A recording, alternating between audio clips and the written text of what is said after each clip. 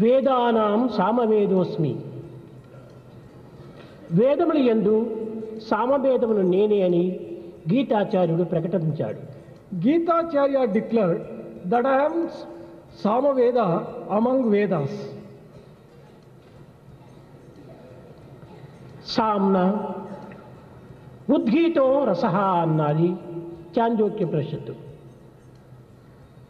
Chandogya Upanishad has declared సామవేదమునందు రసస్వరూపమై, ప్రేమస్వరూపమై, దివ్య స్వరూపమై ప్రకటమవుతున్నది ఈ సామవేదము, ఓంకారము.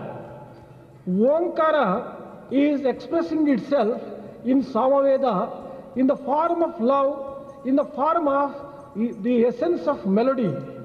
ఉద్గీతమనగా ప్రణవమి. Udgita means Pranava.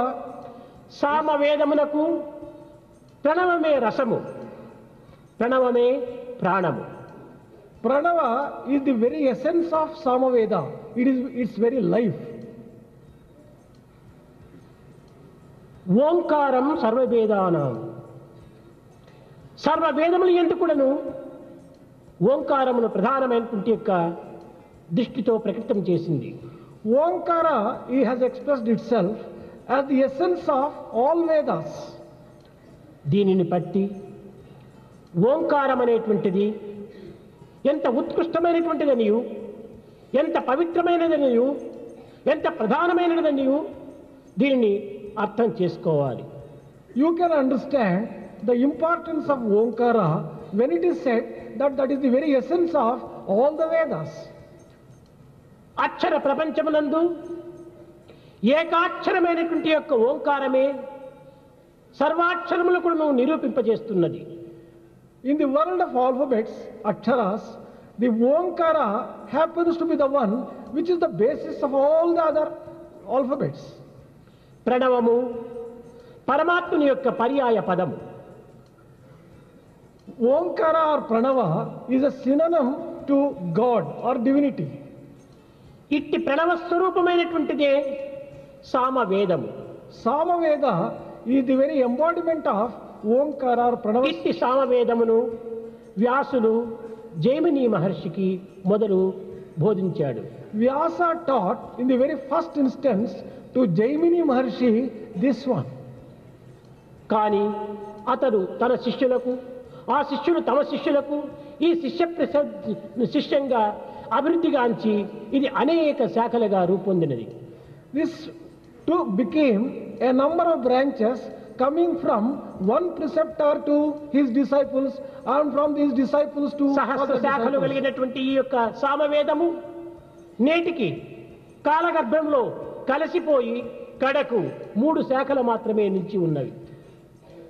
Samaveda, which has got 1000 branches, has lost 997 branches. There are only 3 branches left over now available for humanity. కౌధిమ అనేటువంటిది ఒక శాఖ, Kauvidya is one branch. ప్రాణాయని అనేటువంటిది రెండవ శాఖ, Kalayani is another branch. Jaimini అనేటువంటిది మూడవ శాఖ. Jaimini is the third branch. ఈ కౌధిమ అనేటువంటి శాఖ ఈనాడు గుజరాత్లో నాగర బ్రాహ్మణుల యందు ఇది నిబిడి ఉంటున్నది. This Kauhamini branch of this Veda is popular in Gujarat among the Brahmins. నారాయణి అనేటువంటి యొక్క శాఖ, రాణాయని అనేటువంటి శాఖ కేవలము మహారాష్ట్రమునందు ఇమిడి ఉంటున్నది. The branch of Narayani in the name of Ramayani is prevalent in Maharashtra. ఇంకా మిగిలినటువంటిది జైమిని శాఖ. The remaining one is Jaimini branch. ఇది కర్ణాటక రాజ్యములో ప్రకటితం గావిస్తున్నది. This is popular in Karnataka country. ఈ కౌధిమి, రాణాయని ఈ 2 శాఖల లోపల ఎక్కువ భేదములు ఏమాత్రము కనిపించవు. There is not much of difference between Kaumidini and Narayani branches of this Veda. హా ఊ రా నీ అనేటువంటి పదములకు ఇది కౌధుమి శాఖ ఈ విధంగా వచ్చిస్తే వల్లిస్తే, రాణాయని అనేటువంటి శాఖ ఆవు రాణి అని అన్నిటికీ దీర్ఘములిస్తూ వస్తుంది. The difference in Kauvadini and Narayani branches may be illustrated with reference to how ha and wu are. అనగా దీర్ఘములతో కూడినటువంటిది రాణాయని. Ramayani goes on elaborating and elongating the sounds. ఇది కేవలం కొన్నింటికి మాత్రమే దీర్ఘంనిచ్చి మరికొన్నింటిని కేవలం స్వల్పంగా పలికేటువంటిది కౌధిమి. Kauvadini, on the other hand, shortens the pronunciation of a few letters and a few others are elongated. ఇంకా జైమిని అనేటువంటి యొక్క శాఖల యందు ఇది ప్రధానమైనటువంటిది. ఇది చిన్న శాఖయే అయినప్పటికీ విశాలమైనటువంటి యావత్ ప్రపంచమునకు కూడాను ఒక గాన రూపం లోపల దీనిని అమర్చబడినటువంటిది.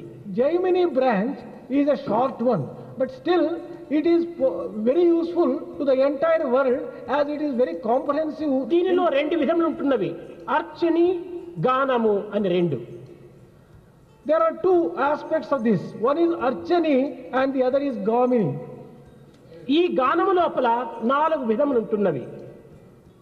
In the songs that are incorporated, there are four types.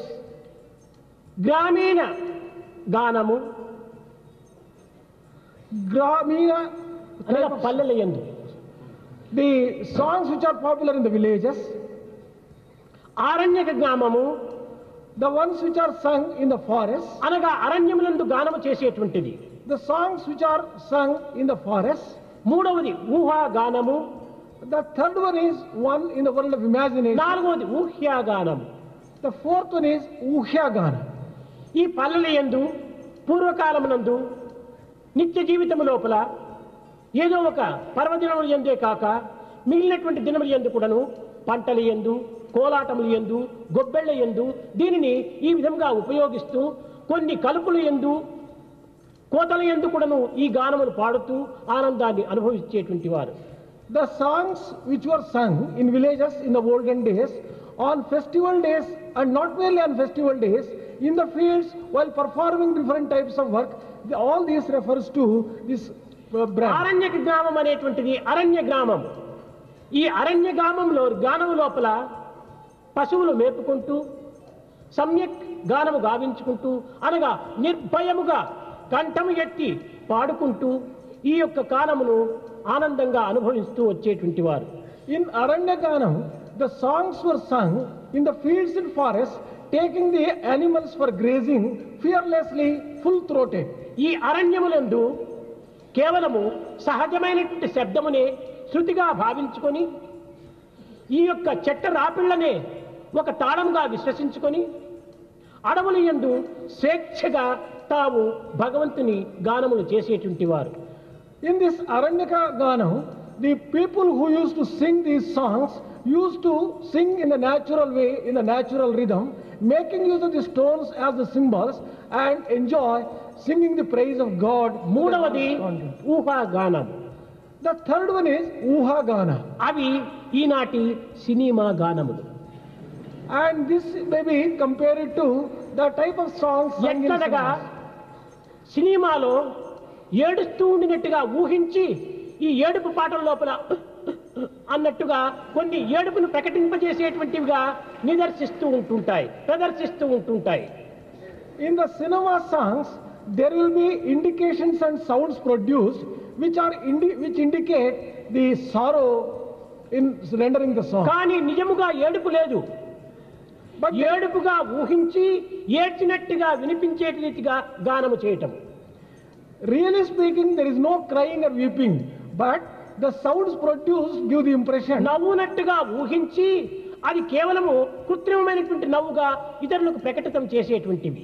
Similarly, giving the impression as if they are laughing, artificially expressing the ఉద్రేకంగా laughter. ఊహించి ఆ ఉద్రేకము పరులపైన ప్రకటింపజేసేటువంటిది.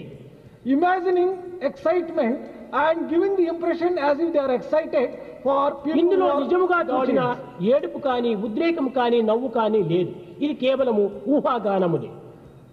Truly speaking, neither there is crying, nor there is laughing, nor there is excitement. But it is only an impression అనగా given. తాను అనుభవించి తాను తాదాత్మ భావన పొంది తాను ఆనందించి తద్వారా ఇతరులకు కూడా ఆనందపరిచేటువంటి గానములు. The fourth one is the type of songs which one really enjoys, which one really feels and makes others also get into that particular feeling. and ఇలాంటి enjoy. 4 విధములైనటువంటి గానములను ఈ సామవేదము ప్రపంచమునకు అందించినది. Samaveda has offered these 4 types of songs to the world at large. ఇవన్నింటికి ప్రధానమైనటువంటిది ప్రణవము. The one which is the basis and important for all this is Pranava. ప్రణవము లేని స్థానము లేదు. There is no place which does not have Pranava. ప్రణవము వినని కాలము లేదు. There is no time when you cannot hear Pranava. ఒక్క క్షణమైన నువ్వు ప్రణవమును విడిచి ఉండలేము. You cannot live without Pranava even for a moment. ప్రతి జీవుల యొక్క కణమునందు కూడాను ప్రణవమే ఉంటున్నది. Pranava rings and resounds in every atom of human body. సర్వత్రా ఉన్నటువంటిది ప్రణవమే. Pranava is all pervasive. సర్వ శబ్దమునకు ప్రణవమే మూలాధారము. Pranava is the very basis for all sounds. అట్టి ప్రణవ స్వరూపమే బ్రహ్మమని కూడాను నిరూపించినది. It has also been proved that Pranava itself is the form of Brahma. కనుక దీన్ని ఏకాక్షరం బ్రహ్మ అన్నారు. This is what is described as the one-lettered ఏమిటి Brahma. ఆ ఏకాక్షరం? ఓం ఇత్యేకాక్షరం బ్రహ్మ. ఆ ఓం అనేటువంటిదే ఇదే బ్రహ్మస్వరూపము. అది ఒక్క అక్షరమే బ్రహ్మస్వరూపం అన్నారు. What is that one-lettered form of Brahma? And that is Om. ఏ తర్వాత ఓం అనేటువంటిది బ్రహ్మం అనేటువంటిది కేవలం పర్యాయ పదములే కానీ రెండును ఒక్కటే, అభేదమైనటువంటివి. The sum and substance of all this is that Om and Brahma are synonyms. There is no difference Om between them. ఎట్ల సర్వవ్యాపి అయి ఉన్నదో, సర్వత్రా నిండి ఉన్నదో, అదే విధంగానే బ్రహ్మ కూడాను సర్వత్రా సర్వవ్యాపకుడై ఉంటున్నాడనేటువంటి సత్యాన్ని మనం గుర్తించాలి. Today we have to recognize the fact that just as Om is all pervasive sound, Brahma is also all pervasive.